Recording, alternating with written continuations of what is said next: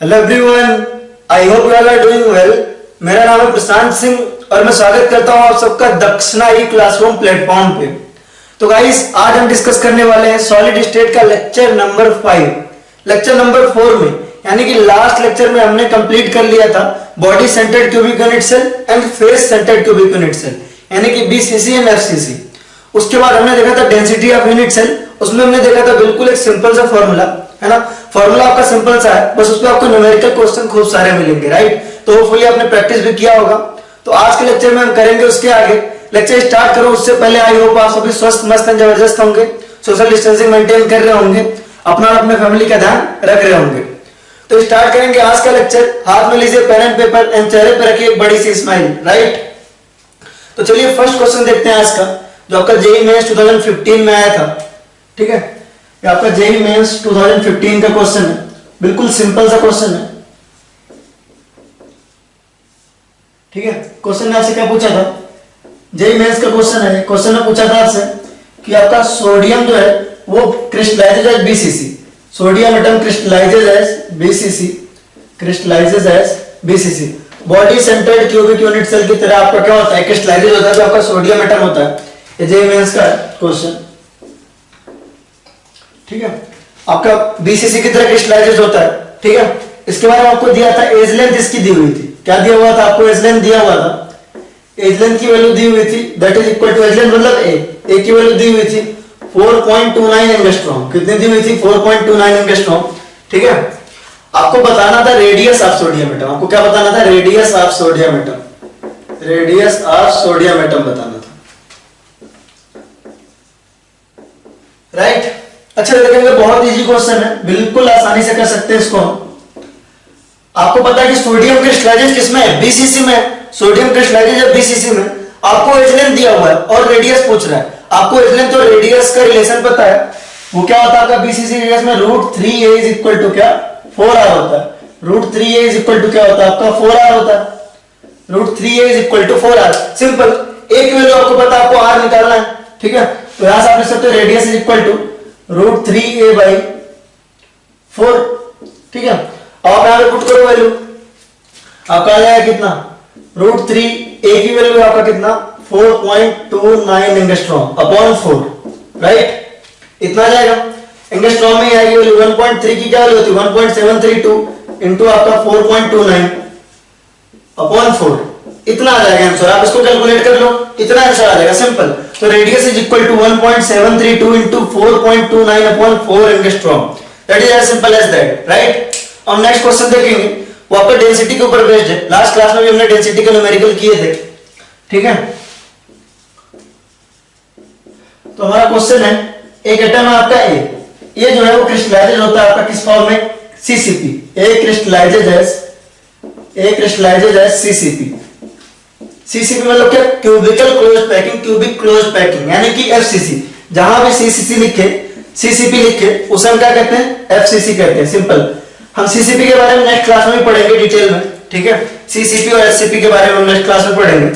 फिलहाल अभी आप जान लो कि सीसीपी और एफसीसी क्या है, दोनों सेम टर्म ही है।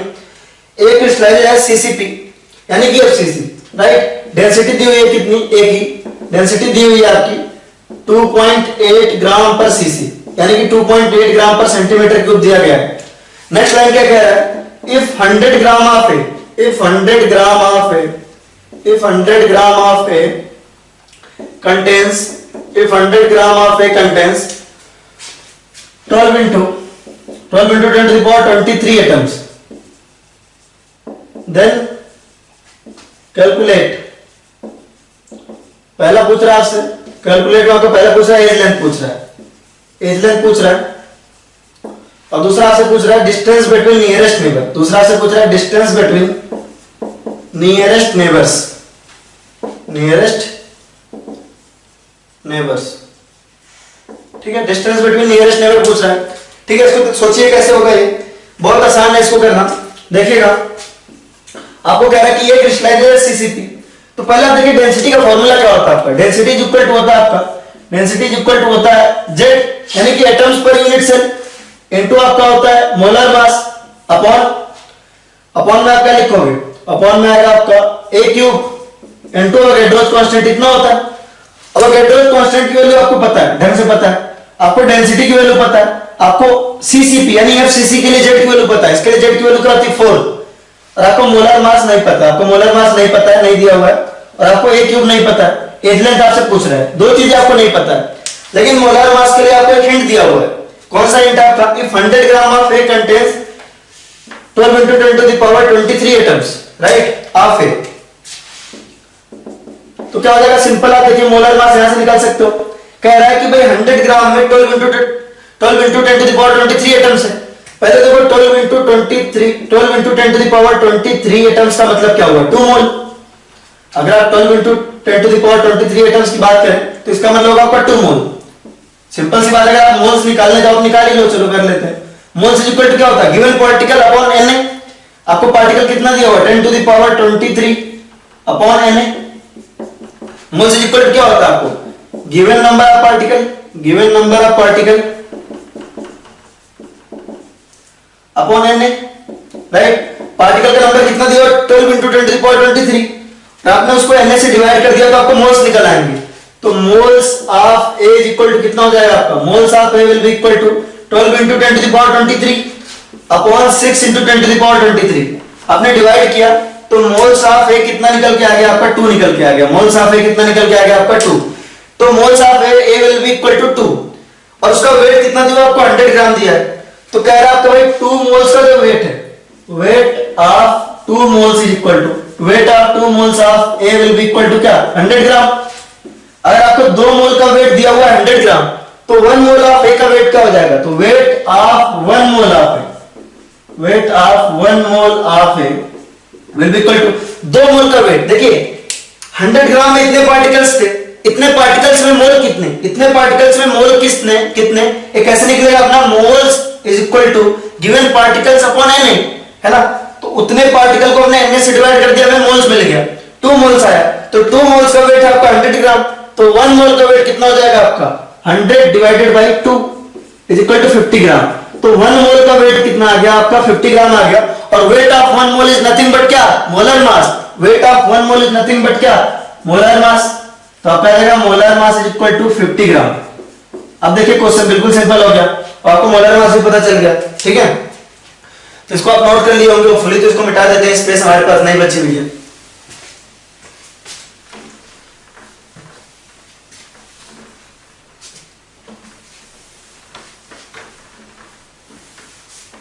चलिए आगे करेंगे इसको। आपको मोलर मास पता चलेगा कितना आया? 50 ग्राम आया, राइट।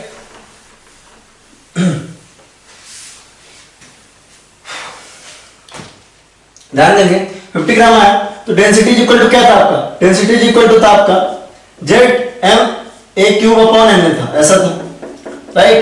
आपको A क्यूब की वैल्यू चाहिए, आप डेंसिटी को धर लो, A क्यूब को धर ले जाओ, Z इंटू M, यहां पर आपका डेंसिटी इंटू Na। आपको मोलर मास की वैल्यू पता कितनी होगी? 50 ग्राम है। इसकी वैल्यू पता आपको 50 ग्राम है, राइट। Na की वैल्यू तो आपको ऑलरेडी पता है, डेंसिटी की वैल्यू दी है 2.8 ग्राम पर सेंटीमीटर क्यूब, और सीसीपी के केस में Z की वैल्यू होती है 4। आपको सबकी वैल्यू पता है ना, आपको Na की भी वैल्यू पता है। आप इतना कैलकुलेट करोगे, अगर आपको सबकी वैल्यू पता तो आपको फाइनली एज लेंथ की वैल्यू आपके यहां से आ जाएगी। तो फर्स्ट पार्ट तो आपका ये सॉल्व हो गया। दूसरे पार्ट में आपसे क्या पूछा? Distance between nearest neighbour. Second part में आपका क्या पूछा? डिस्टेंस बिटवीन नियरेस्ट नेबर, और नियरेस्ट नेबर की डिस्टेंस हमेशा क्या होती है? 2r इक्वल होती है। डिस्टेंस बिटवीन नियरेस्ट नेबर आपकी हमेशा किसके इक्वल होती है? डिस्टेंस बिटवीन नियरेस्ट नेबर हमेशा 2r होती है, हमेशा ही 2r होती है। लेकिन रेडियस के टर्म में आपको पता नहीं, आपको एज लेंथ पता है, तो रेडियस को एज लेंथ के टर्म में लाना पड़ता है। तो आपको सीसीपी यानी कि एफसीसी दिया हुआ है, तो एफसीसी के लिए आपका रेडियस और ए में क्या रिलेशन होता है? √2a is equal to 4r होता है, √2a is equal to 4r होता है। यहां से आपका r क्या आ जाएगा? √2a by 4, r comes out to be a upon 2√2, है या नहीं? a अपॉन 2√2 ना, गाने का याद आता है यहां से 2√2, है ना, ऐसा करके गाना भी होता है ना बॉलीवुड हॉलीवुड में, राइट। तो देखेंगे यहां से, तो आप r की वैल्यू पुट करेंगे यहां पे, तो आएगा 2, r की वैल्यू आएगा a अपॉन 2√2, है ना। मजा आ रहा है बोलने में भी, है ना। तो 2 से 2 कैंसिल आउट हो गया, तो आएगा a अपॉन √2। अब यार नहीं हो, 2 हट गया ना, 2√2 में अच्छा लग रहा था, तो 2 हट गया। तो डिस्टेंस बिटवीन नियरेस्ट नेबर आपका कितना आ गया, a/√2 आ गया। सिंपल था आपका। डिस्टेंस बिटवीन नियरेस्ट नेबर आपका क्या है, 2r। Distance between nearest neighbour आपका क्या है, 2r। हमेशा ही r की वैल्यू आपने यहां से पुट की है ना, और आपको फाइनली एक गेटर में मिल गया। यहां से आपको एज लेंथ पता होगा, यहां से आपको एज लेंथ पता होगा, एज लेंथ की वैल्यू यहां पुट करोगे तो डिस्टेंस बिटवीन नियरेस्ट नेबर आ जाएगा, राइट। ठीक है, और हम बढ़ते हैं नेक्स्ट आइटम की तरफ, नेक्स्ट टॉपिक की तरफ बढ़ते हैं। आपका नेक्स्ट टॉपिक है हमारा वायर्ड। नेक्स्ट टॉपिक क्या है हमारा, वायर्ड। आपको इंटरस्टिशियल वायर्ड भी कहते हैं। आपने हाइड्रोजन वगैरह में पढ़ा होगा, इंटरस्टिशियल कंपाउंड वगैरह कि बीच वाले स्पेस में जो आपके भर जाते हैं हाइड्रोजन वगैरह, आपने ऐसा कुछ सुना होगा है ना। तो हमारा नेक्स्ट टॉपिक है क्या, वायर्ड। वायर्ड मतलब क्या होता है, खाली स्थान। आप इसको इंटरस्टिशियल वायर्ड भी कहते हैं। क्या कहते हैं आप इसको, इंटरस्टिशियल वायर्ड्स। इंटरस्टिशियल वायर्ड्स। तो वायर्ड बोलिए, इंटरस्टिशियल वायर्ड बोलिए, बात देखिए।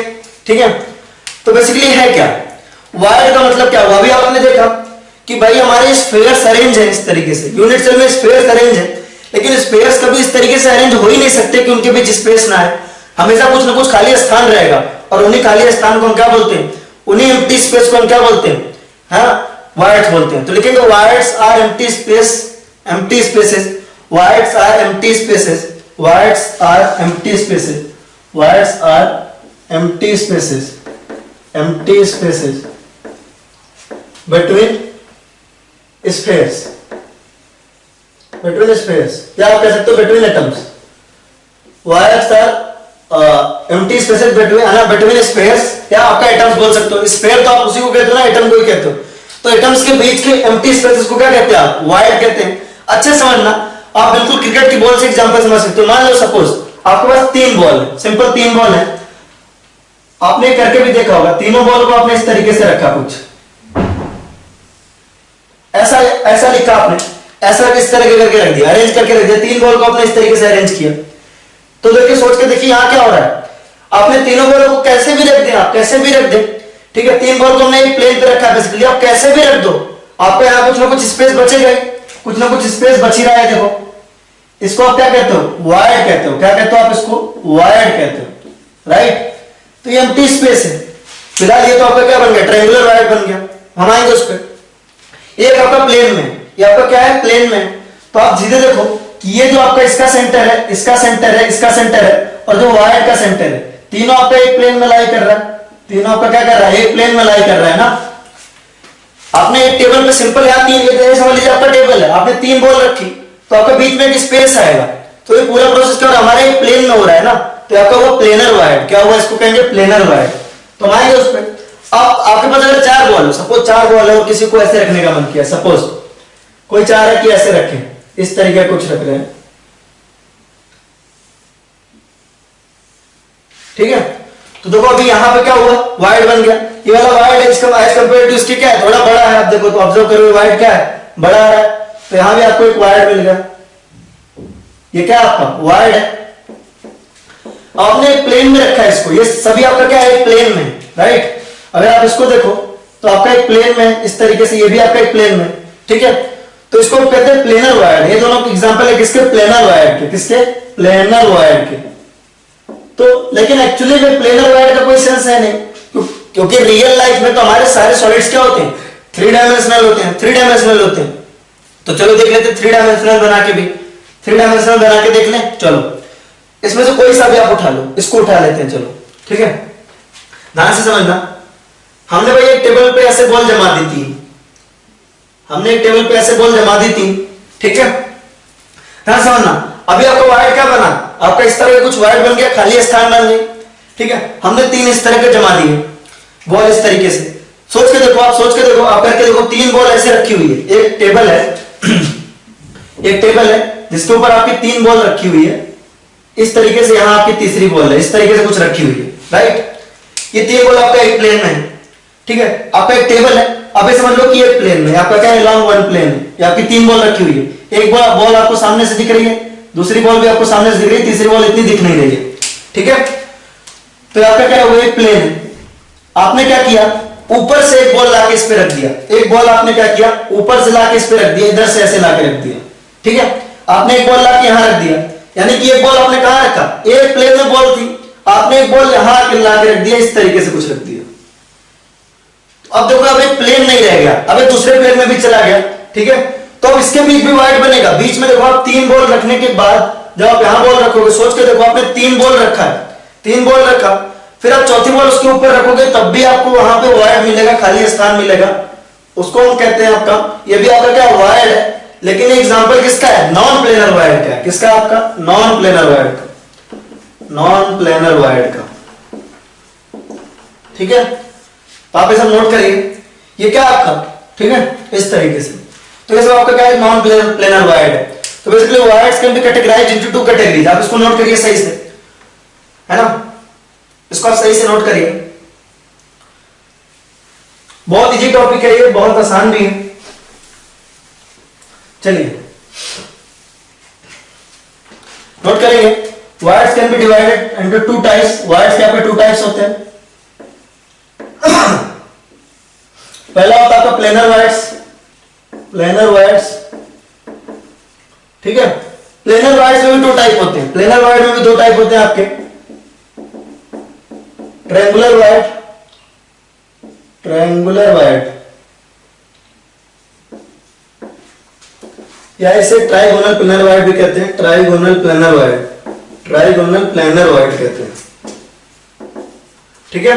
प्लेनर वाइड के भी 2 पार्ट है आपके, triangular wide, trigonal planar wide, या आपका कह सकते हो स्क्वायर प्लेनर वाइड, क्या आपका स्क्वायर प्लेनर वाइड, राइट। फिर आपका दूसरा टाइप जो है, आपने देखा पहला टाइप था आपका प्लेनर वाइड, जो दूसरा टाइप होगा आपका नॉन प्लेनर वाइड, क्या होगा आपका non planar wide, non planar wide. अब आपने एक चीज अच्छे से मालूम है कि प्लेनर वाइड का कोई रियल लाइफ में सेंस नहीं है, प्लेनर वाइड का रियल लाइफ में कोई सिग्निफिकेंस नहीं है, क्योंकि रियल लाइफ में हमारे सारे स्ट्रक्चर क्या है, 3D है, राइट। तो प्लेनर वाइड का रियल लाइफ में कोई सेंस नहीं है, केवल थ्योरेटिकली हम इसको पढ़ते हैं, right. Non planar wide actually life में एग्जिस्ट करता है, क्योंकि एटम्स आपके 3D में अरेंज होते हैं, राइट। तो नॉन प्लेनर वाइड आपके 3 तरह के होते हैं। पहला होता है आपका टेट्राहेड्रल वाइड, टेट्राहेड्रल वाइड। दूसरा होता है आपका ऑक्टाहेड्रल वाइड, ऑक्टाहेड्रल वाइड। और तीसरा होता है आपका क्यूबिक वाइड है, क्यूबिकल वाइड, क्यूबिक वाइड है, क्यूबिकल वाइड, ठीक है। आमतौर पे आप कोई भी स्टैंडर्ड बुक देखो, कुछ भी देखो, आपको केवल 2 तरह के वाइड मिलेंगे, केवल ये वाले टेट्राहेड्रल या और ऑक्टाहेड्रल वाइड, और केवल यही दोनों इंपॉर्टेंट है। आपको जब भी क्वेश्चन मिलेगा, अगर आपको है ना 100 क्वेश्चन इस टॉपिक में मिलेगा, 100 क्वेश्चन, तो ऐसा भी हो सकता है कि 100 के 100 आपको इन्हीं दोनों पे मिले, क्योंकि ये सब आपके बिल्कुल भी इंपॉर्टेंट नहीं है, एकाध कभी आपको कहीं और मिल सकता है। आप देखोगे मैक्सिमम बुक में तो केवल यही 2 टाइप दिए हैं वाइड के, एक टेट्राहेड्रल वाइड और दूसरा ऑक्टाहेड्रल वाइड। तो यहाँ पे क्या है, वेरी इंपॉर्टेंट है, और इन्हीं को हमको सही से पढ़ना है, वेरी इंपॉर्टेंट है, और इन्हीं को हमें सही से पढ़ना है, ध्यान देंगे। तो आपने इसको नोट कर लिया होपफुली। अब हम एक एक करके देखेंगे कि है क्या। तो पहले हम प्लेनर वाइड डिस्कस कर लेते हैं, जो आपका एक प्लेन में है। तो पहला आपका है ट्रायंगुलर प्लेनर वाइड, क्या है आपका, ट्रायंगुलर प्लेनर वाइड, है ना। तो पहला है, आप देख रहे हैं ट्रायंगुलर वाइड, क्या है आपका, ट्रायंगुलर वाइड।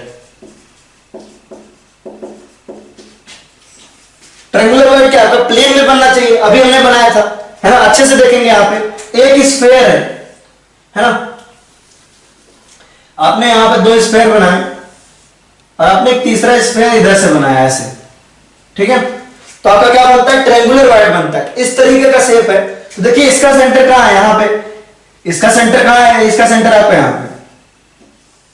तो आपका क्या बन रहा है, ट्रायंगुलर वाइड बन रहा है, क्या बन रहा है आपका, ट्रायंगुलर वाइड बन रहा है। जो ये स्पेस है बीच की, इसको हम कहते हैं ट्रायंगुलर वाइड, क्या कहते हैं आपका, ट्रायंगुलर वाइड कहते हैं।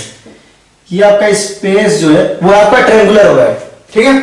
अब सोच के देखो कि इस वाइड में भी तो कोई एटम फिट हो सकता है, इस वाइड में भी तो कोई एटम फिट हो सकता है। अभी सपोज एक एटम हमने फिट कर दिया, तो इस एटम की कोऑर्डिनेशन नंबर क्या हो जाएगी, तो कोऑर्डिनेशन नंबर ऑफ एटम क्या हो जाएगा इस केस में, coordination number of triangular wide, triangular wide, triangular wide. Coordination number of triangular wide कितना हो जाएगा आपका, देखिए आपका क्या है, ये कितने एटम को टच कर रहा है, ये वाला एटम देखो कितने एटम को टच कर रहा है, 1 2 3, है ना। ये एटम जो है आपका, ये आपका जो एटम हो कितने एटम को टच कर रहा है आपको, 1 2 3, तो 3 एटम को टच कर रहा है, तो coordination number of triangular void should be equal to 3, याद रखेंगे, ठीक है। अब ये बहुत ऑब्वियस है, ये बहुत ऑब्वियसली आपको दिख रहा होगा कि इसकी रेडियस है ना, इसकी रेडियस मान लेते हैं कि r है, इस एटम की रेडियस हम स्मॉल r मान लेते हैं, छोटे वाले एटम की जो उसके अंदर फिट किया है, तो suppose small r is the radius of atom fitted into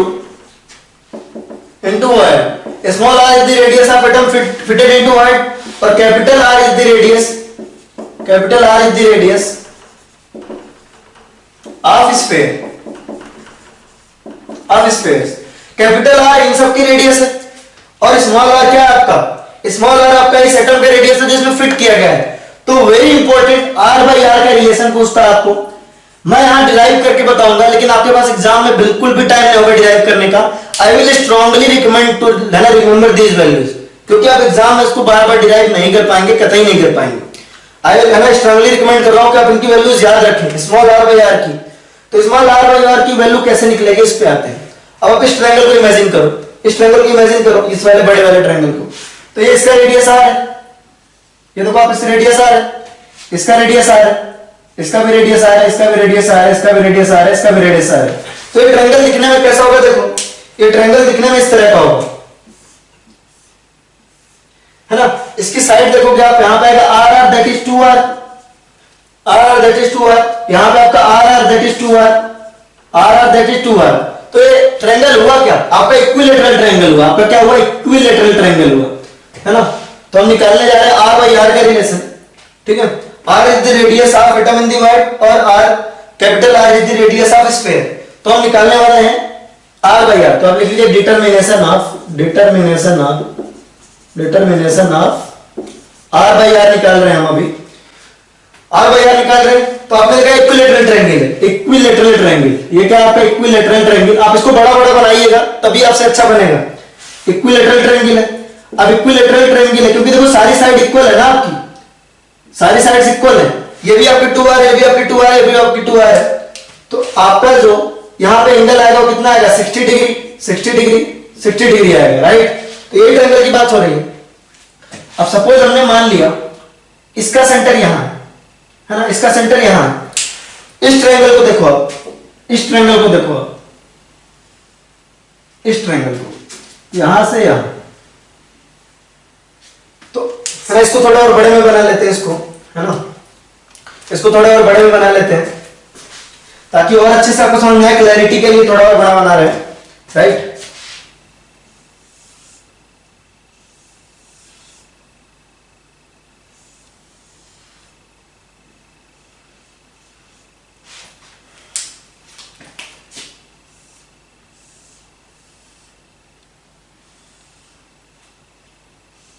अभी वाला ट्रायंगल देखो, आपको सबको पता है कि ये आपका रेडियस आपका यहाँ पे r है, कैपिटल R, यहाँ भी आपका कैपिटल R, इसके सेंटर से ड्रॉ कर रहे हैं ना, सेंटर से यहाँ तक की डिस्टेंस कैपिटल R, यहाँ तक की डिस्टेंस कैपिटल R, सेंटर से यहाँ तक की डिस्टेंस आपकी क्या है, कैपिटल R है, राइट। यहाँ से यहाँ तक की डिस्टेंस कैपिटल R, तो टोटल जो डिस्टेंस रहेगी 2r आ जाएगी, यहाँ से टोटल डिस्टेंस 2r, और यहाँ से भी टोटल डिस्टेंस क्या आएगी आपकी 2r आएगी, आसान है। अब आप इस ट्रायंगल को देखो, जो ट्रायंगल मैंने यहाँ बना रखा है इसको ऑब्जर्व करो, तो इसमें इस साइड की लेंथ क्या होगी, इस साइड की लेंथ देख रहे हैं, है ना। आप इसको रिप्रेजेंट ही कर लो, ए बी है ना, सी, इसको मान लिया आपने डी, इस पॉइंट को, इसको मान लिया ई। तो आप एबीसीडी ट्रायंगल को इधर बनाओ तो किस तरह का ट्रायंगल बनेगा, देखो इस तरह का बन रहा है, राइट। आपका डी यहां पर है ना, ए आपका यहां पर है, बी आपका यहां पर है, और सी आपका यहां पर है, right.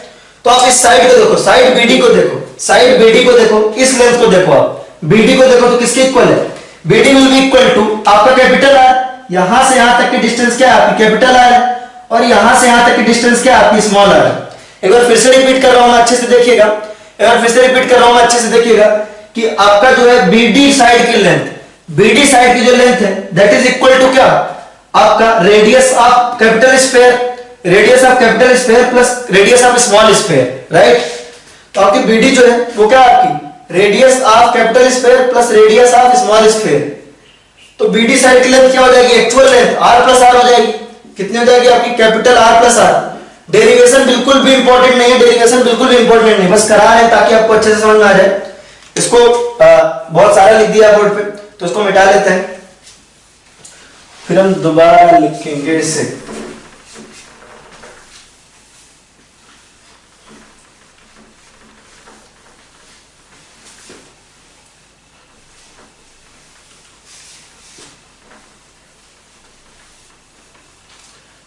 R by are determine कर रहे हैं, तो हमने काम के डायग्राम बना लेते हैं फिर से।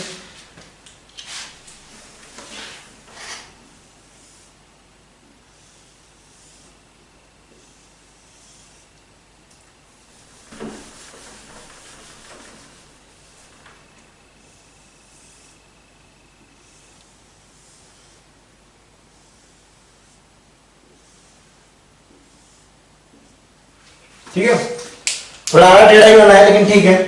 यहाँ पे आपका वायर थोड़ा बड़ा दिखाना है मुझे एक्चुअली, ठीक है, इस तरह से। अब इसका सेंटर आपने अटैच किया, इसका सेंटर और इसका सेंटर आपने अटैच कर दिया, तो आपको क्या होता है, मैंने इक्विलेटरल ट्रायंगल बनेगा। क्योंकि ये लेंथ क्या होगी आपकी, ये लेंथ हो जाएगी आपकी आर, रेडियस आर की इक्वल, और ये भी आपकी रेडियस आर की इक्वल, ये आपके रेडियस आर की इक्वल, ये आपके रेडियस आर, ये भी रेडियस आर और ये भी रेडियस आर की इक्वल हो जाएगी, राइट। तो आप अगर एक्चुअल लेंथ देखें तो इसकी 2r आएगी, तो इसको आप बना लेते हैं। इसको आपने माना पॉइंट ए, इसको माना आपने पॉइंट बी, इसको माना आपने पॉइंट सी, तो ए बी सी आपका क्या होगा, इक्विलेटरल ट्रायंगल होगी। विड्थ आपकी लेंथ आएगी यहाँ पे 2r आ जाएगी, राइट। अब अगर यहां से आप एक लाइन खींचो ऐसी, इस पॉइंट को मानो पॉइंट डी, इस पॉइंट को मानो पॉइंट डी और इस पॉइंट को मानो आप ई, ठीक है। तो आपका देखो यहां पे इस सेंटर से पॉइंट है आपका बी, और यहां पे आपका परपेंडिकुलर है ई, सॉरी आपका पॉइंट है डी और ये पॉइंट है आपका ई, राइट। तो देखेंगे यहां से यहां तक की लेंथ, बी से डी तक की लेंथ, यहां इस पॉइंट से लेके इस स्फीयर के सेंटर से लेके इस स्मॉल स्फीयर के सेंटर तक की लेंथ क्या हो जाएगी आपकी, ध्यान देंगे। ये आपका क्या है, यहां से यहां तक की लेंथ क्या है आपकी, यहां से यहां तक की लेंथ आपकी कैपिटल आर, और यहां से यहां तक की लेंथ आपकी स्मॉल आर, राइट। तो ये लेंथ आपकी कितनी हो जाएगी, सीधी सी बात है आर प्लस आर हो जाएगी, capital R plus small R. और ध्यान दें यहां से यहां तक की लेंथ कितनी है आपकी, यहां से यहां तक की लेंथ आपकी कैपिटल आर, तो that comes out to be यहां से यहां तक की लेंथ आपकी आ जाएगी small R, sorry capital R, right. इस ट्रायंगल को आप अलग बना लो, इस ट्रायंगल को हमने अलग बना लिया, तो किस तरह का दिख रहा है आपको, यहां पे आपका इसकी लेंथ है आर, इसकी लेंथ है आर प्लस आर, और ये एंगल कितना हो जाएगा आपको अच्छे से मालूम है कि इक्विलेटरल ट्रायंगल में जो एंगल होता है वो 60 डिग्री होता है, लेकिन ये जो लाइन है बिल्कुल इसके बीचों बीच खींची गई है, तो ये एंगल भी आपका 30 डिग्री हो जाएगा, और ये एंगल भी आपका क्या हो जाएगा, 30 डिग्री हो जाएगा, राइट। ये एंगल भी 30 डिग्री और ये एंगल भी 30 डिग्री हो जाएगा। आपने यहां पुट किया 30 डिग्री, कितना पुट किया आपने, 30 डिग्री पुट किया। तो अब तक हमने क्या किया, अब तक हमने कुछ नहीं किया, बस हम r बाई आर का कैलकुलेशन करना चाह रहे हैं, small r by capital are का कैलकुलेशन करना चाह रहे हैं। Small r by capital are के कैलकुलेशन के लिए हमने एक ट्रायंगल बनाई ए बी सी। आपने देखा सबकी लेंथ कितनी है, 2r, तो वो आपका ट्रायंगल क्या आ गया, इक्विलेटरल ट्रायंगल आ गया, जिसके सारे एंगल क्या है 60 डिग्री है। और हमने यहां से इसके सेंटर से, स्मॉल स्क्वायर के सेंटर से एक लाइन इधर खींची, ठीक है, उसको पॉइंट हमने दिया डी, और एक परपेंडिकुलर यहां खींचा, उसको हमने दिया पॉइंट ई। तो हमने इस ट्रायंगल को अलग निकाल लिया। अब अगर आप बीडी की लेंथ देखोगे तो बीडी की लेंथ क्या होगी, बड़े वाले स्फीयर का रेडियस कैपिटल आर और छोटे वाले स्फीयर का रेडियस स्मॉल आर, तो आपका आर प्लस आर आ जाएगा, इसका लेंथ पूरा बीडी का लेंथ आ जाएगा आपका आर प्लस आर, बीडी और यहाँ पे ई, ठीक है। आपको पता है यहाँ पे 90 डिग्री का एंगल है और यहाँ पे 30 डिग्री का एंगल है। आपको ढंग से इतना तो याद होगा, थोड़ा बहुत याद होगा कि cos 30 इज इक्वल टू क्या होता है आपका, cos 30 is equal to base upon पर हाइपोटेन्यूज, बेस अपॉन हाइपोटेन्यूज होता है आपका। तो cos 30 की वैल्यू क्या होती है आपकी, √3/2। बेस की वैल्यू क्या आपकी r, और हाइपोटेन्यूज की वैल्यू आपकी r plus R, right. Base की वैल्यू आपकी है ना r, और हाइपोटेन्यूज की वैल्यू आपकी r प्लस आर। आप इसको उल्टा कर दो, दोनों साइड उल्टा कर दो, तो आ जाएगा आपका 2/√3 is equal to r plus R upon R, है ना। तो आप यहां से लिख सकते हो 2/√3 is equal to 1 plus r by are.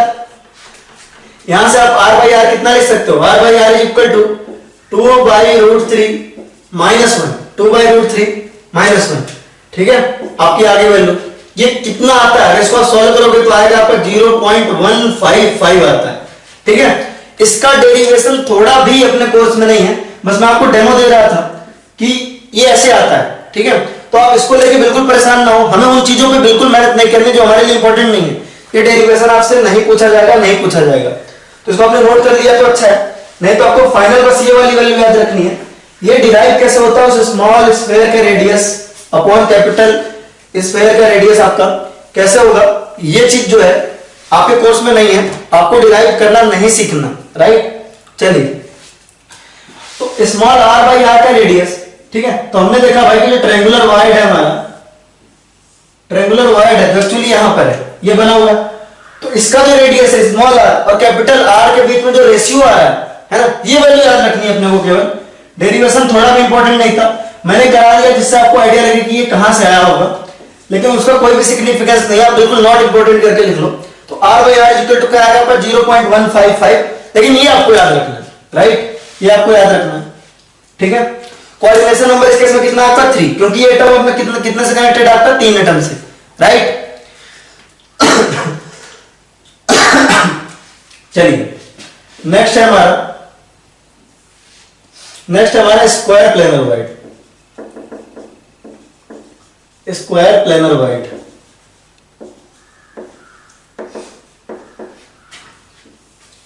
देखेंगे स्क्वायर प्लेनर वाइड क्या होता है, बहुत आसान है। स्क्वायर प्लेनर वाइड कैसा होता है आपका, इस तरीके का होता है, यहां पे इस तरीके का होता है, यहां पे इस तरीके का हो सकता है, यहां पे ऐसा। तो ये जो वाइड बीच में बन रहा है ये होता है आपका स्क्वायर प्लेनर वाइड। क्या होता है आपका स्क्वायर प्लेनर वाइड, ठीक है। अगर आप इसका कोऑर्डिनेशन नंबर पूछें कि इसमें कोऑर्डिनेशन नंबर कितना आएगा, कोऑर्डिनेशन नंबर आपका जो इसका है वो कितने एटम को टच कर रहा है आपका 4 एटम को, ये वाला एटम कितने एटम को टच कर रहा है आपके 4 एटम को, coordination number will be equal to 4, coordination number will be equal to 4, right. ये एटम आपके 4 एटम को टच कर रहा है तो coordination number will be equal to 4, सीधी सी बात है, राइट, आसान है। नेक्स्ट देखेंगे अच्छे से देखेंगे इसको, कोऑर्डिनेशन नंबर 4 आ गया। अब अगर इसमें मैं r बाई आर का, इसकी रेडियस को हमने माना small r, small r is the radius of, small r is the radius of atom fitted in the void, atom fitted in the void. अब बार-बार ये नहीं बताया जाएगा, ऑटोमेटिकली अज्यूम करना, is the radius atom fitted in the void, और capital R is the radius of sphere, is radius of sphere, small r is the radius of atom fitted in the void, capital R is the radius of sphere, right। तो आपका small r by capital R की value इसमें कितनी आती है आप आसानी से डिराइव कर सकते हो, जिसको डेरिवेशन करने की इच्छा है। थोड़ा बहुत मैं हिंट दे रहा हूं, जरूरत नहीं है उसकी बिल्कुल भी, आप चाहो तो यहां से एक ट्रायंगल बना सकते हो, बिल्कुल इसके सेंटर से इसके सेंटर तक, ठीक है, इस तरह का बना सकते हो, राइट। इस तरह बनाओगे आप, इस ट्रायंगल से लेकर आप डेरिवेशन कर सकते हो, बट डेरिवेशन बिल्कुल भी इंपॉर्टेंट नहीं है, ठीक है।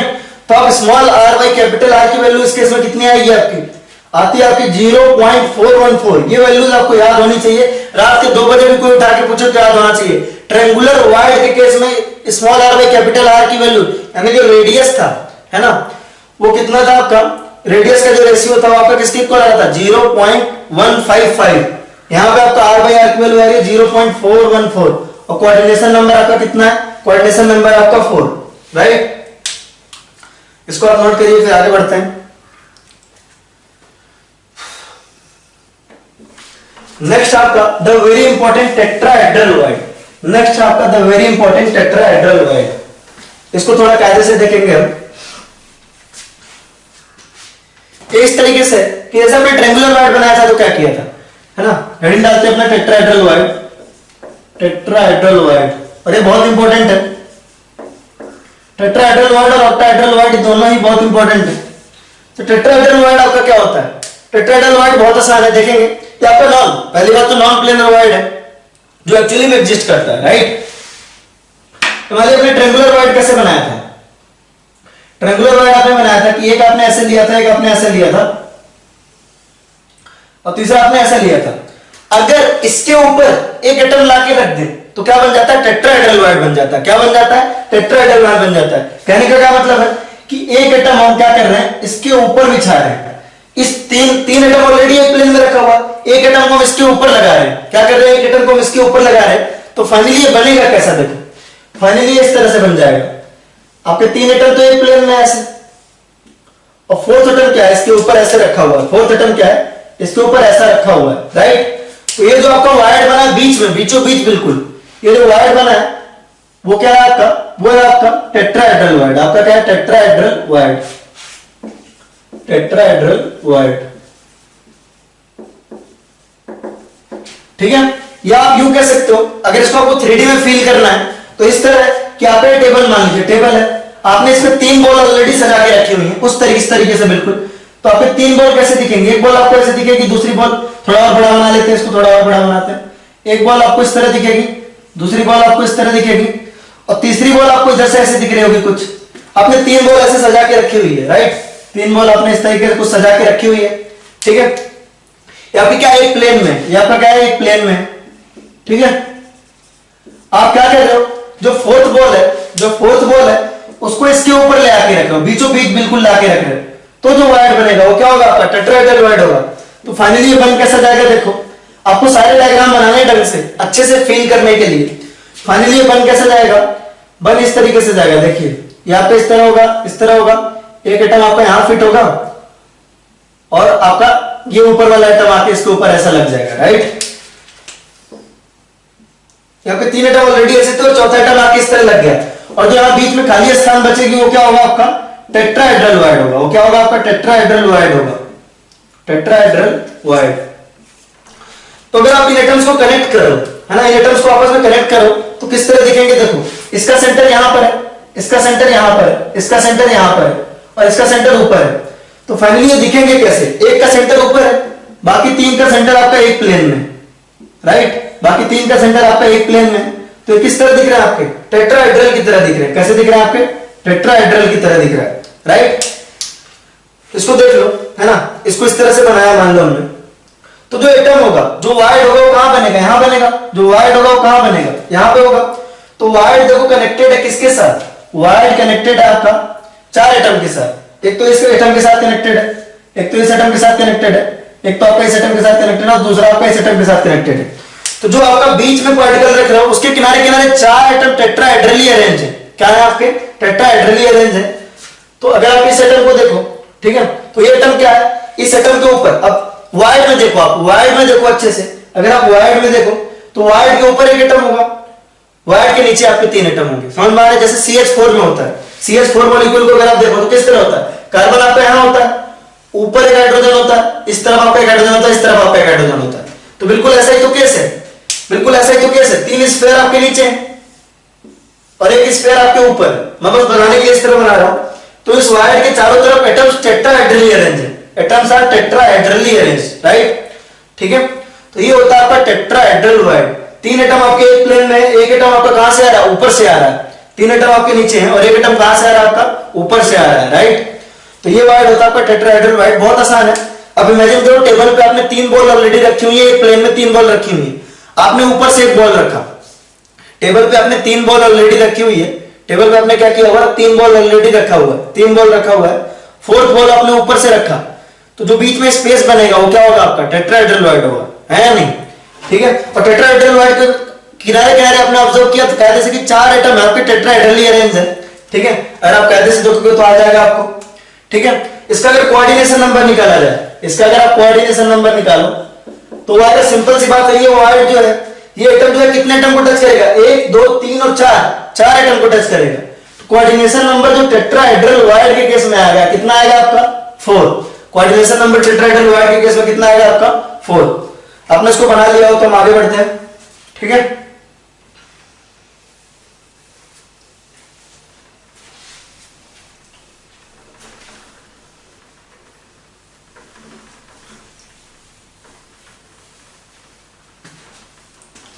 जो इस केस में आपको R/R का रेशियो आता है, टेट्राहेड्रल वायर के केस में आपका जो R/R का रेशियो आता है बहुत इंपॉर्टेंट है। टेट्राहेड्रल वायर के सारे पैरामीटर इंपॉर्टेंट है ना। वो आता है आपका 0.225, इसका जो रेडियस का रेशियो आता है वो आता है 0.225 आता है। क्या आता है आपका 0.225 आता है, ठीक है। नेक्स्ट आपका ऑक्टाहेड्रल वाइड। ऑक्टाहेड्रल वाइड, अगर ऑक्टाहेड्रल वाइड दो तरीके से बन जाता है। किस तरीके से बनता है ऑक्टाहेड्रल वाइड? दो तरीके से बनता है ऑक्टाहेड्रल वाइड। ऑक्टाहेड्रल वाइड आपका दो तरीके से बनता है, ठीक है। तो पहला तरीका है आपका, पहला कैसे बनता है उसको देखो कि आपने एक प्लेन पे 4 बॉल रख लिया। आपने क्या किया, एक प्लेन में 4 बॉल्स रख लिए इस तरीके से, एक बॉल, दूसरी बॉल, तीसरी बॉल और चौथी बॉल, है ना। आपने एक प्लेन में क्या कर लिया, 4 बॉल इस तरीके से रख लिया। आपने क्या किया, एक बॉल को आप ऊपर से ले आके रख रहे हो और दूसरी बॉल को आप नीचे से ले आके रख रहे हो, और तो आपको दिख रहा है ऑक्टाहेड्रल स्ट्रक्चर भी आपको सही से पता है, ठीक है। ऑक्टाहेड्रल स्ट्रक्चर कैसा होगा, आप इस एटम के अराउंड ऑब्जर्व करो तो इस एटम का अराउंड क्या हो रहा है आपका, एक स्फीयर का सेंटर आपका इधर है, दूसरे स्फीयर का सेंटर इधर है, तीसरे का इधर है, चौथे का आपका, पांचवे का आपका नीचे और छठवें का आपका ऊपर है। ऑक्टाहेड्रल स्ट्रक्चर भी तो इस तरह का होता है, देखो इस तरह का ही तो होता है। ऑक्टाहेड्रल इस तरह का ही तो होता है, ऑक्टाहेड्रल स्ट्रक्चर जो है वो इस तरह का ही होता है। दो अलग अलग कलर से बना देते हैं इसको कायदे से, ठीक है। तो इस तरह का होता है, देखो, ठीक है।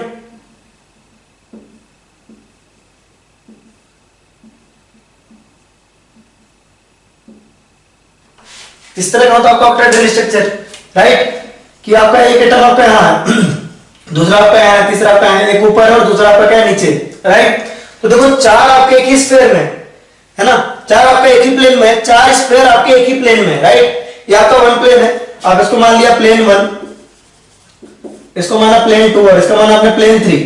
तो 4 स्फीयर आपके एक प्लेन में, एक स्फीयर उसके नीचे वाले प्लेन में और दूसरा स्फीयर उसके ऊपर वाले प्लेन में। सीधी सी बात आप इमेजिन करिए कि 4 स्फीयर ना, आपने क्या किया, 4 बॉल्स को एकदम स्क्वायर बना के एक साथ रख दिया, 4 बॉल को आपने रख दिया, एक बॉल को अपने बीचों बीच यहां रखा और दूसरी बॉल को अपने बीचों बीच नीचे से रखा। तो देखो इसको लिख कैसे सकते हैं, अगर लिखना चाहें तो इस तरीके से लिख सकते हैं, यहां पे आएगा, यहां पे आएगा, यहां पे आएगा। जो आपकी है ना, एक बॉल आपने ऊपर से ऐसे रखा, एक बॉल आपने ऊपर से ऐसे रखा, ध्यान दीजिए, एक बॉल आपने ऊपर से ऐसे रखा और एक बॉल आपने नीचे से रखा, उसको मैं ऐसे रिप्रेजेंट कर रहा हूं, एक बॉल आपने नीचे से ऐसे रखा। ये हो जाएगा आपका ऑक्टाहेड्रल वाइड। जो बीच में स्पेस होगा क्या आपका ऑक्टाहेड्रल वाइड। क्या हो जाएगा आपका ऑक्टाहेड्रल वाइड। अगर आप देख पाओ अच्छे से तो बहुत आसानी से कोई बता सकता है कि इस केस में कोऑर्डिनेशन नंबर क्या होगा आपका, 6 होगा। 1 देखो ये किसके साथ कनेक्टेड होगा आपका, एक आपका ऊपर वाले एटम के साथ कनेक्टेड होगा, एक आपका नीचे वाले एटम के साथ, और 4 तो आपको उसी प्लेन में, 4 ये वाले, एक ऊपर एक नीचे। तो ऑक्टाहेड्रल वाइड की जो कोऑर्डिनेशन नंबर होगी वो होगी आपकी 6। ऑक्टाहेड्रल वाइड की जो कोऑर्डिनेशन नंबर होगी वो होगी आपकी 6, राइट। चलिए इसको आपने नोट कर लिया, आगे बढ़ते हैं। अब बात करते हैं दूसरे तरीके से कैसे बना सकते हैं। तो दूसरे तरीके से मैं आपको बता देता हूं, तो इतना इंपॉर्टेंट नहीं है, लेकिन दूसरे तरीके से भी आपका बनता है ऑक्टाहेड्रल वाइड। बाकी सारी चीजें सेम है। दूसरे तरीके से आपका कैसा बनता है कि आपने 3 को इस तरीके से रख लिया, बस इसको रिप्रेजेंट करने का ये अलग तरीका है। 3 को आपने इस तरीके से रख लिया और बाकी 3 को आपने इस तरीके से रख लिया। बाकी 3 को क्या कर लिया आपने, इस तरीके से रखा, और दोनों को क्या कर दिया, देखो 3 को आपने एक प्लेन में इस तरीके से रखा, 3 को आपने एक प्लेन में इस तरीके से रखा, और तीनों को क्या कर दिया आपने, एक दूसरे के ऊपर रख दिया। तो फाइनली ये कैसा दिखेगा, देखिए इस तरह का दिखेगा। देखिए 3 आपका नीचे वाले प्लेन में और 3 आपका ऊपर वाले प्लेन में। तो ऊपर वाले प्लेन को भी दिखा देते हैं, रुकिए। 3 आपका ऊपर वाले प्लेन में इस तरह से दिखेगा, राइट। 3 बॉल आपका नीचे वाले प्लेन में और 3 बॉल आपका ऊपर वाले प्लेन में, राइट। 3 नीचे वाले प्लेन में, 3 ऊपर वाले प्लेन में। ऑक्टाहेड्रल वाइड इस तरीके से रिप्रेजेंट हो सकता है, राइट। तो यहां पे जो आपका वाइड बनेगा क्या बनेगा आपका ऑक्टाहेड्रल वाइड बनेगा,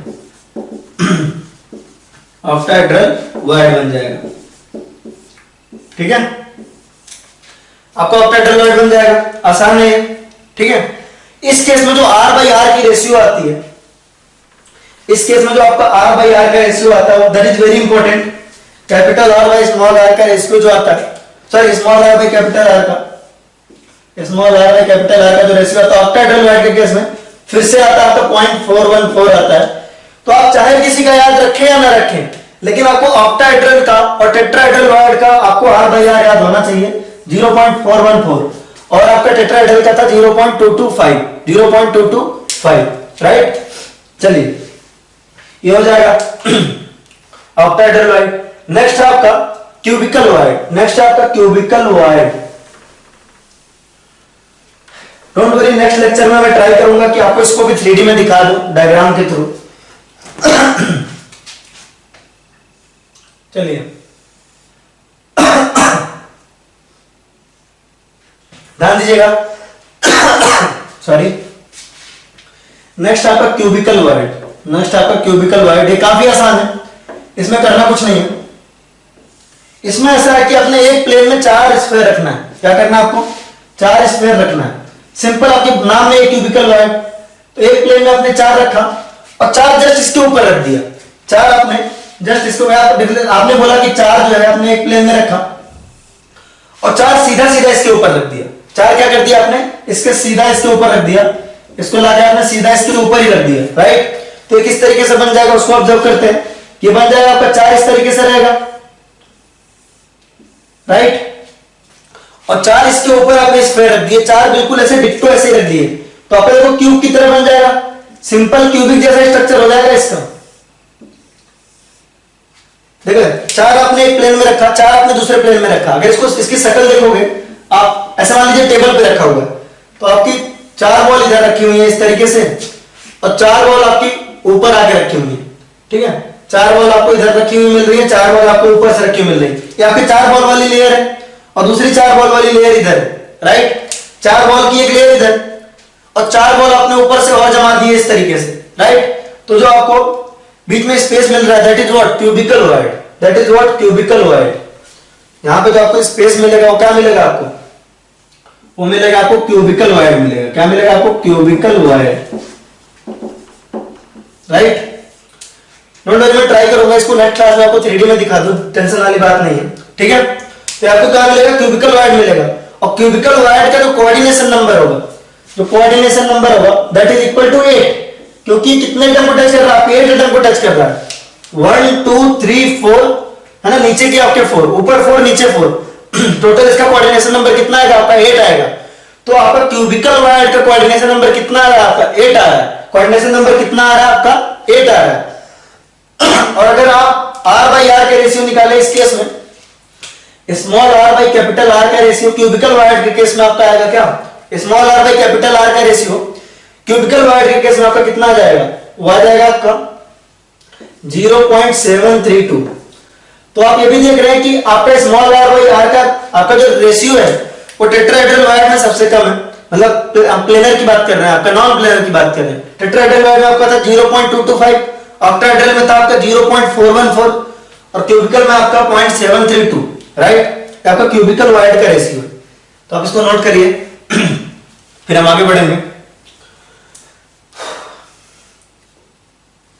ये आपका क्यूबिकल वाइड है, ठीक है।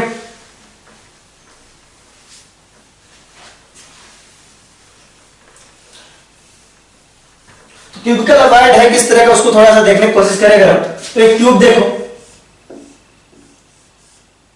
क्यूबिकल वाइड किस तरह का उसको देखने की कोशिश करें। तो एक क्यूब हमने बना लिया। क्यूब के क्या किया हमने? ऑटोगोनल पैटर्न लगा दिया। 4 आपका नीचे, देखिए 4 स्फीयर आपका नीचे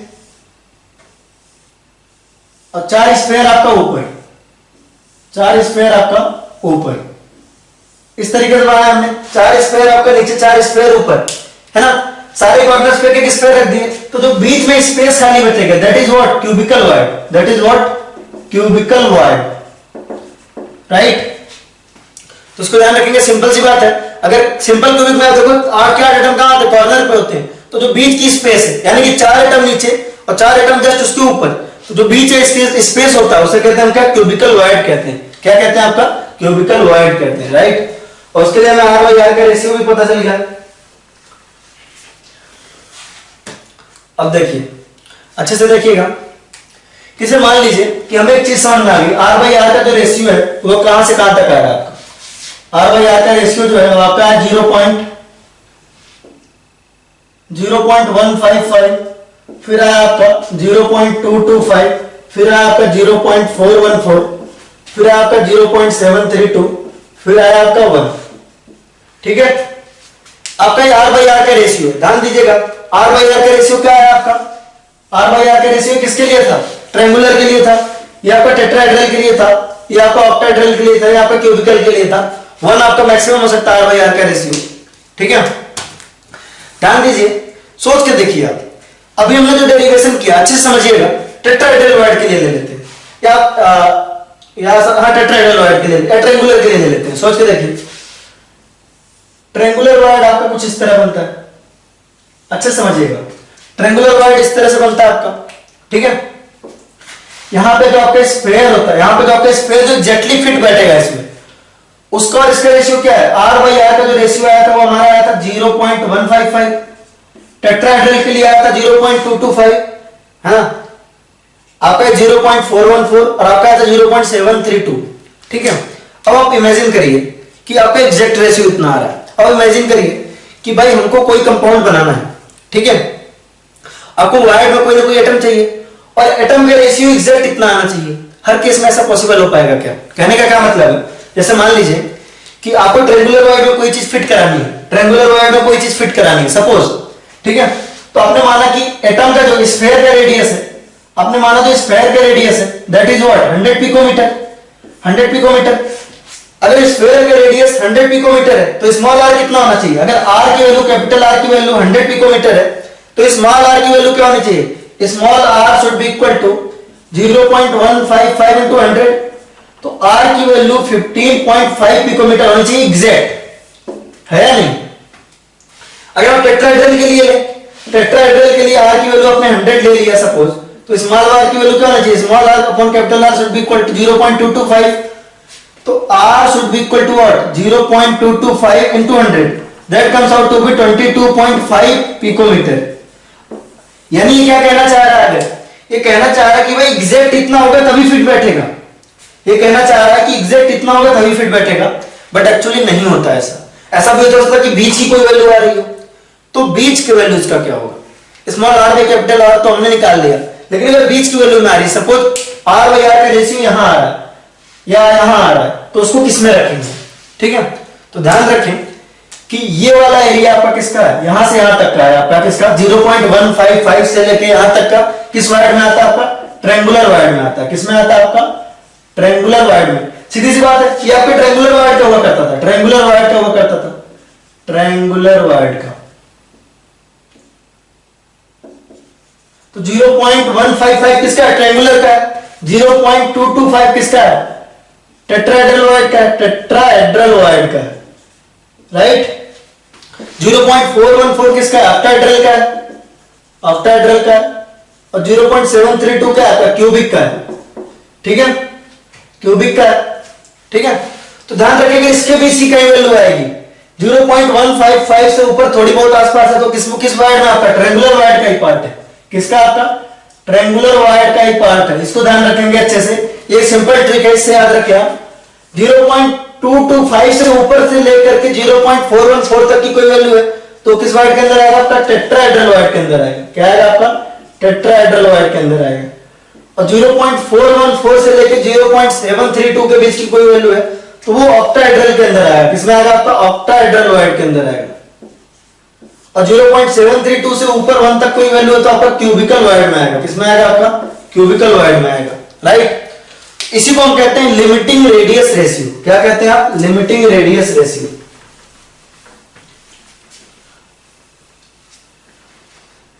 limiting radius ratio, limiting radius ratio, limiting radius ratio, है ना। और इधर आएगा आपका type of wide, type of wide. तो इस हिसाब से अगर आप ट्रायंगुलर वाइड के लिए देखो, अगर आप ट्रायंगुलर वाइड के लिए देखो, ट्रायंगुलर वाइड के लिए, ठीक है, ट्रायंगुलर वाइड के लिए देना आपका टेट्राहेड्रल के लिए, टेट्राहेड्रल के लिए देना आपका ऑक्टाहेड्रल के लिए, देना आपका क्यूबिकल के लिए।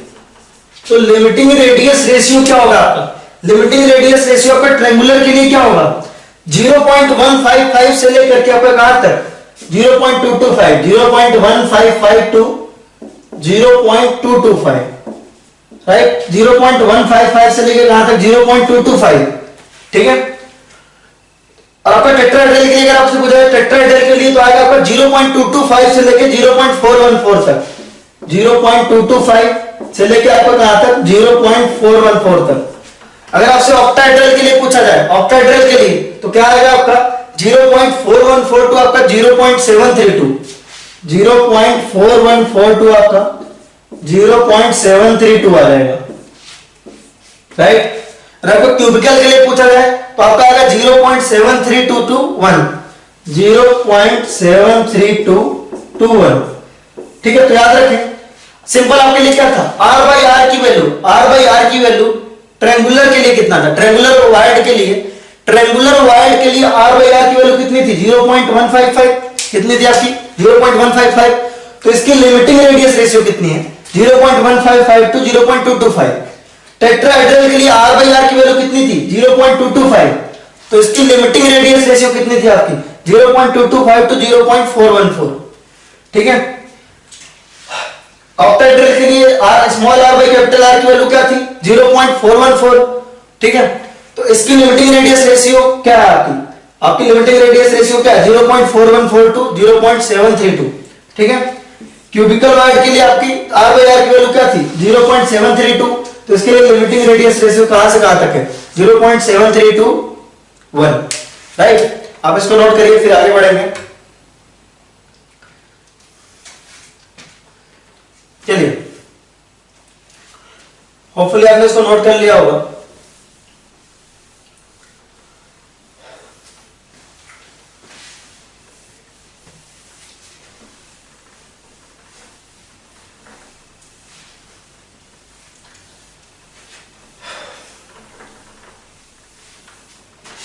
चलिए अब आगे बढ़ेंगे।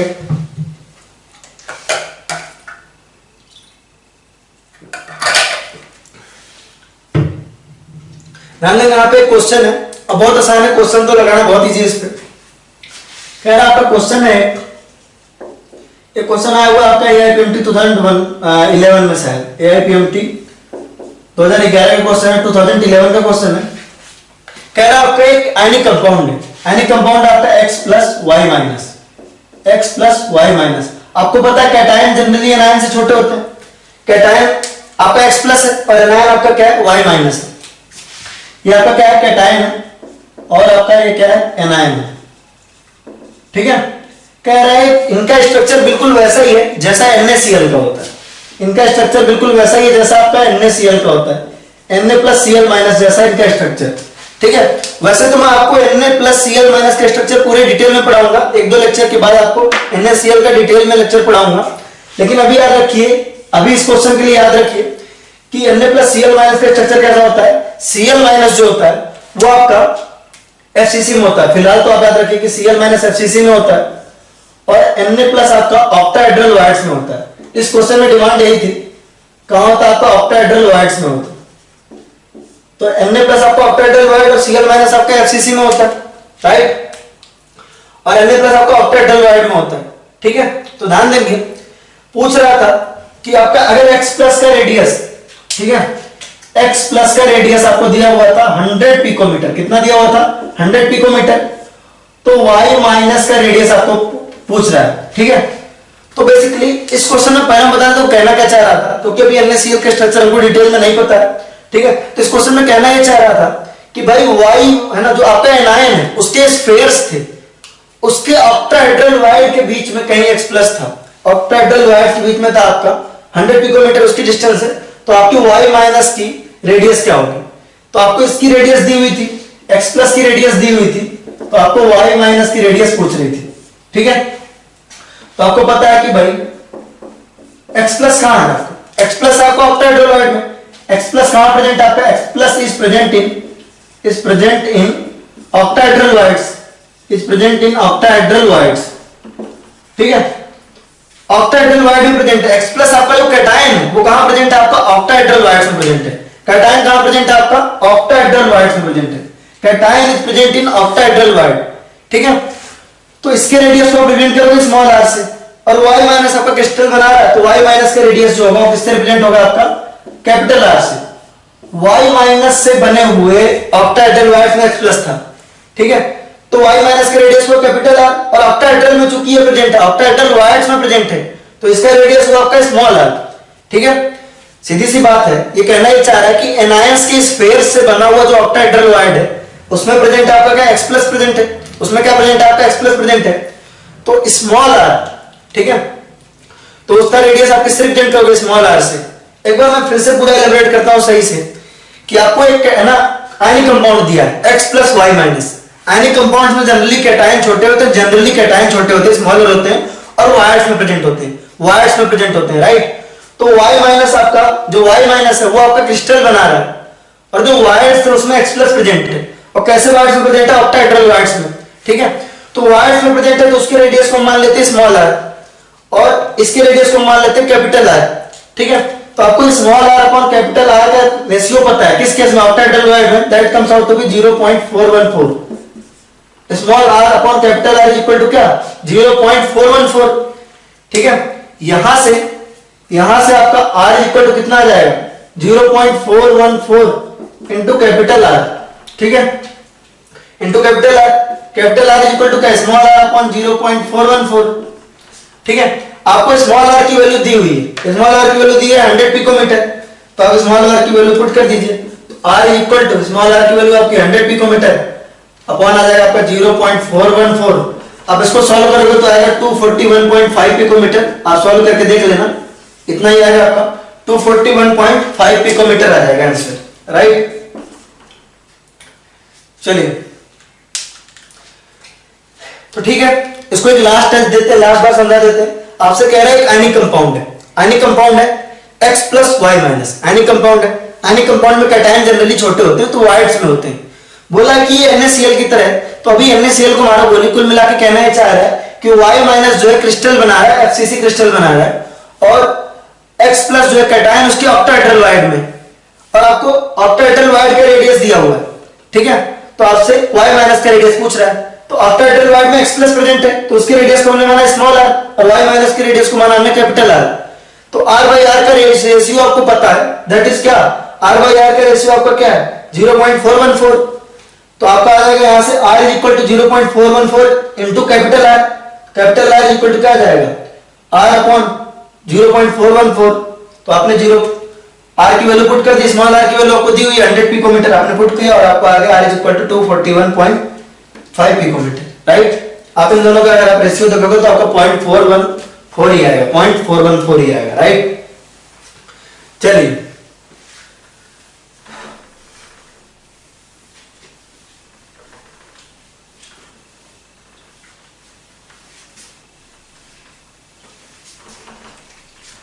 नेक्स्ट है हमारा द वेरी इंपॉर्टेंट लाइन, कि मान लीजिए फॉर एनी क्लोज पैकिंग, ये एकदम सुपर ट्रिक है, सुपर टेक्निक है कि आप इसको याद रखें कि for any close packing, for any close packing, for any close packing, for any close packing, किसी भी क्लोज पैकिंग के लिए, किसी भी तरह के क्लोज पैकिंग के लिए, ठीक है, फॉर एनी क्लोज पैकिंग, ठीक है, हैविंग एन एटम्स। मान लीजिए कि आपके पैकिंग के पास n एटम है, कितने एटम है आपके पास, n एटम है, ठीक है। For any close packing having n atoms, having n atoms, number of tetrahedral voids is equal to, number of tetrahedral voids is equal to, number of tetrahedral voids is equal to 2n। याद रखें, अगर किसी close packing के पास, किसी close packing के पास n atom है तो उसमें टेट्राहेड्रल वायर कितने होंगे आपके, 2n, राइट। और नंबर ऑफ ऑक्टाहेड्रल वायर कितने होंगे आपके, नंबर ऑफ ऑक्टाहेड्रल वायर होंगे आपके, नंबर ऑफ ऑक्टाहेड्रल वायर होंगे आपके n, ठीक है। तो याद रखें किसी भी क्लोज पैकिंग के पास अगर आपके पास n एटम है तो नंबर ऑफ टेट्राहेड्रल वायर आपके क्या होंगे, उससे डबल होंगे। अगर 5 एटम है तो 10 टेट्राहेड्रल वायर होंगे, अगर 10 एटम है, ठीक है, तो 20 टेट्राहेड्रल वायर होंगे, और ऑक्टाहेड्रल वायर का नंबर उसके इक्वल ही होता है। फॉर एग्जांपल अगर आप SCC में देखो, SCC में सिंपल क्यूबिक यूनिट सेल में नंबर ऑफ एटम कितना होता है, 1 होता है, Z इज इक्वल टू 1 होता है, ठीक है, Z इज इक्वल टू क्या होता है आपका, 1 होता है। सिंपल क्यूबिक यूनिट सेल में Z इज इक्वल टू 1 होता है, नंबर ऑफ एटम क्या होता है, 1 होता है। तो इसके पास टेट्राहेड्रल वायर कितने होंगे, टेट्राहेड्रल टेट्राहेड्रल वाइड जो होंगे वो इसके डबल होंगे, ठीक है। Z इक्वल टू 1 है, एक एटम है, किसी भी क्लोज पैकिंग में अगर एक एटम है तो टेट्राहेड्रल वाइड इसकी क्या होंगे, डबल होंगे। अगर n एटम है तो 2n है, अगर n एटम है तो 2 है। तो अगर आपका Z इक्वल टू 1 है तो है ना आपका यहां आ जाएगा 2, क्या आ जाएगा आपका 2 आ जाएगा, ठीक है। तो टेट्राहेड्रल वाइड आएगा आपका 2 और ऑक्टाहेड्रल वाइड आएगा आपका 1। तो सीधी सी बात है, किसी भी क्लोज पैकिंग में जितने एटम है उतने ही ऑक्टाहेड्रल वाइड होंगे, किसी भी क्लोज पैकिंग में जितने एटम है उतने ही ऑक्टाहेड्रल वाइड होंगे और उसके डबल क्या होंगे आपके टेट्राहेड्रल वाइड होंगे, उसके डबल क्या होंगे आपके टेट्राहेड्रल वाइड होंगे, राइट। अगर आप बीसीसी के लिए देखो तो Z की वैल्यू क्या आती है 2 आती है, Z की वैल्यू क्या आती है 2 आती है। तो इसके लिए टेट्राहेड्रल वाइड क्या होंगे, इसके डबल होंगे 4 और ऑक्टाहेड्रल वाइड कितने होंगे, नंबर ऑफ ऑक्टाहेड्रल वाइड कितने होंगे आपके 2। अगर आप एफसीसी या सीसीपी के लिए देखो तो Z की वैल्यू क्या होती है 4 आती है, इसके लिए टेट्राहेड्रल वाइड कितने होंगे 8 और ऑक्टाहेड्रल वाइड कितने होंगे 4। It is as simple as that, right. अब एक क्वेश्चन करते हैं जो आपके एआईपीएमटी 2012 में आया था, 2012 में आया था, देखते हैं उस क्वेश्चन को।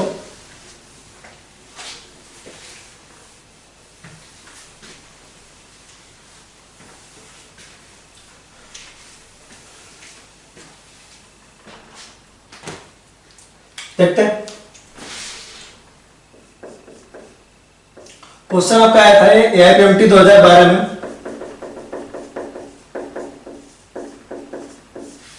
क्वेश्चन में पूछ क्या रहा है, देखिएगा क्वेश्चन में पूछ रहा है कि number of octahedral void, number of octahedral void पर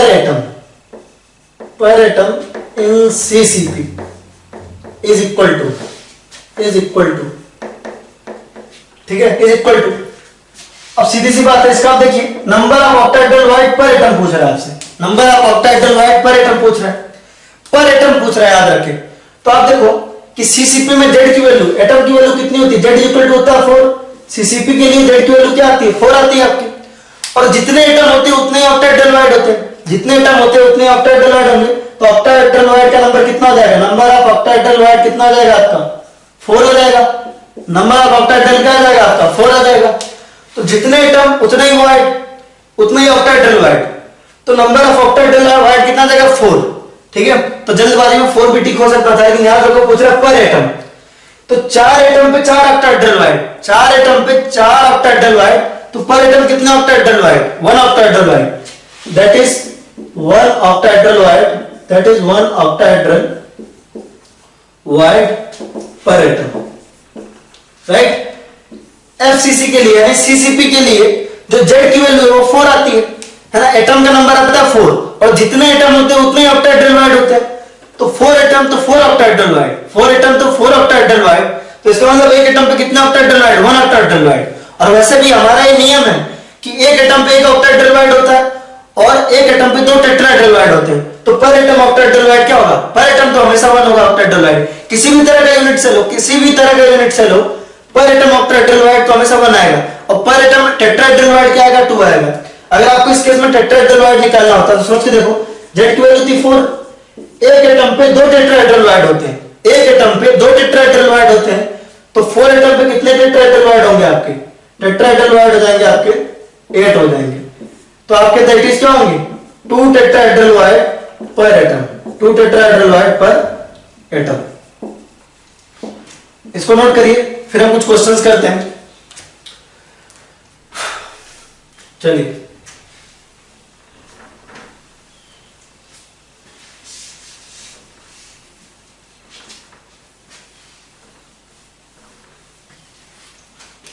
क्वेश्चन आपको फॉर्मूला बताना है एक कंपाउंड का, इसमें ए आपका कहां प्रेजेंट हो, A is present at A crystallizes as, A crystallizes as, A crystallizes as FCC and B is present at octahedral wide, octahedral wides। आपको फॉर्मूला बताना है, ए आपका क्रिस्टलाइजेज है FCC और बी आपका प्रेजेंट कहां है ऑक्टाहेड्रल वाइड पे। ए आपका FCC की तरह क्रिस्टलाइजेज है और बी आपका कहां प्रेजेंट है ऑक्टाहेड्रल वाइड में प्रेजेंट है। तो आपको फॉर्मूला बताना है कितना होगा, इसका, तो आपका ए आपका क्रिस्टलाइजेज है, एफसीसी बता रहा है, ए आपका एफसीसी की तरह क्रिस्टलाइजेज है, और एफसीसी में कितने एटम होते हैं? 4, तो ए का नंबर कितना हो जाएगा आपका? 4। ए का नंबर कितना हो जाएगा आपका? 4 हो जाएगा। ए क्रिस्टलाइजेज है एफसीसी, ए क्रिस्टलाइजेज है एफसीसी, ठीक है, और एफसीसी में नंबर कितना होता है आपका? 4। एफसीसी में नंबर कितना होता है आपका? 4। ए के 4 एटम हो जाएंगे, और बी का कितना एटम होगा? आपको पता है एफसीसी में जेड की वैल्यू क्या होती है? 4। जितना आपका नंबर ऑफ एटम होगा उतना ही ऑक्टाहेड्रल वाइड होंगे। ऑक्टाहेड्रल वाइड में कितने हो जाएंगे आपके? 4 हो जाएंगे। तो ऑक्टाहेड्रल वाइड आपके कितने हैं? 4 है। ऑक्टाहेड्रल वाइड 4 है, तो बी आपका कहां कहां प्रेजेंट है? ऑक्टाहेड्रल वाइड पर प्रेजेंट है। बी आपका कहां कहां प्रेजेंट है? ऑक्टाहेड्रल वाइड पर प्रेजेंट है। तो ऑक्टाहेड्रल वाइड में हो जाएंगे आपके कितने? 4। 4 एटम एक, तो 4 ऑक्टाहेड्रल वाइड। तो बी की भी आपका क्या हो जाएगी? बी 4 हो जाएगा। फॉर्मूला आपका ए बी बन के आएगा। फॉर्मूला आपका कितना बन के आएगा? ए बी बन के आएगा। नेक्स्ट क्वेश्चन देखिए,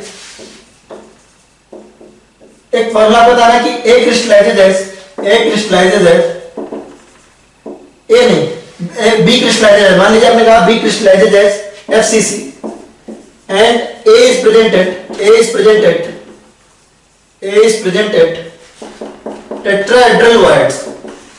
बी क्रिस्टलाइजेज है FCC and A is presented tetrahedral voids, ऐसा सवाल है। तो आप सिंपली इसको कैसे सॉल्व कर सकते हो? देखो, बी क्रिस्टलाइजेज है एफसीसी, तो बी का नंबर कितना हो जाएगा एटम का? बी आपका एफसीसी बना रहा है, तो बी का नंबर हो जाएगा 4। एफसीसी में कितने एटम होते हैं? 4, और जितने एटम आपके होंगे उसका डबल होगा आपका टेट्राहेड्रल वाइड, उसका डबल होगा टेट्राहेड्रल वाइड। तो ए का नंबर क्या हो जाएगा? ए का नंबर डबल हो जाएगा। ए का नंबर क्या हो जाएगा? डबल हो जाएगा। ए का नंबर आपका टेट्राहेड्रल वाइड्स कितने हो जाएंगे? टोटल 8 हो जाएंगे। अगर एटम का नंबर 4 है, अगर एटम का नंबर 4 है, एफसीसी में एटम कितने होते हैं? 4। Z is equal to FCC के केस में कितना आता है? 4। जेड इज इक्वल टू कितना आएगा? 4। तो आपका टेट्राहेड्रल वाइड कितना हो जाएगा? उसके डबल, दैट इज 8, है ना। बी क्रिस्टलाइजेज एफसीसी, ठीक है, तो जेड की वैल्यू आपकी 4 है। जेड की वैल्यू क्या है आपकी? 4, राइट। तो टेट्राहेड्रल वाइड का नंबर क्या हो जाएगा? डबल 8, और टेट्राहेड्रल वाइड में क्या प्रेजेंट है? ए। ए का नंबर कितना हो जाएगा? 8। तो फॉर्मूला आपका सिंपलेस्ट आ जाएगा, ए टू बी आ जाएगा। बस आपका आज का लास्ट क्वेश्चन, बस आपका आज का लास्ट क्वेश्चन, ठीक है। क्वेश्चन कह रहा है आपसे कि एक एबीसी कंपाउंड का फॉर्मूला होता है, इसमें 3 कंपोनेंट है। ए आपका क्या कहना है? A crystallizes as, A crystallizes as, crystallizes as BCC, ठीक है। ए क्रिस्टलाइजेज एज बीसीसी, ठीक है।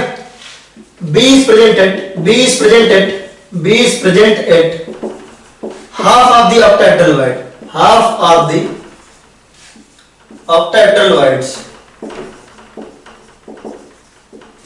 and C is presented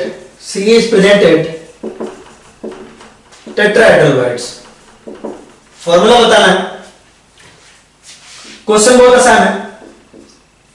कह रहा है ए क्रिस्टलाइजेज एट बीसीसी, आपको दिया बीसीसी यानी बॉडी सेंटर्ड क्यूबिक, तो बीसीसी में जो जेड की वैल्यू हो जाएगी 2 हो जाएगी। तो बीसीसी में एटम क्या रखना आ जाएगा? 2। तो ए क्रिस्टलाइजेज एट बीसीसी यानी ए का नंबर होगा 2, ए का नंबर होगा 2, ठीक है। B is presented the half of the tetrahedral void, आपको पता है जितने एटम होते हैं उतने ही ऑक्टाहेड्रल वाइड होते हैं, sorry. B is presented half of the octahedral void, आपको अच्छे से पता है कि जितने एटम होते हैं उतना आपका ऑक्टाहेड्रल वाइड होता है। तो नंबर ऑफ ऑक्टाहेड्रल वाइड क्या हो जाएगा आपका? 2 हो जाएगा। ऑक्टाहेड्रल वाइड क्या हो जाएगा आपका? 2 हो जाएगा। लेकिन B is presented half of the octahedral wide, जितने ऑक्टाहेड्रल वाइड है उसके केवल आधे में प्रेजेंट है। देखिए बीसीसी में क्रिस्टलाइज हो रहा है, बीसीसी में क्रिस्टलाइज हो रहा है, इसका मतलब क्या है? नंबर ऑफ एटम 2 है। बीसीसी में क्रिस्टलाइज हो रहा है यानी कि नंबर ऑफ एटम क्या है? 2 है। लेकिन बी और जितने नंबर ऑफ एटम होते हैं उतने ही ऑक्टाहेड्रल वाइड होते हैं, उतने ही क्या होते हैं? ऑक्टाहेड्रल वाइड होते हैं।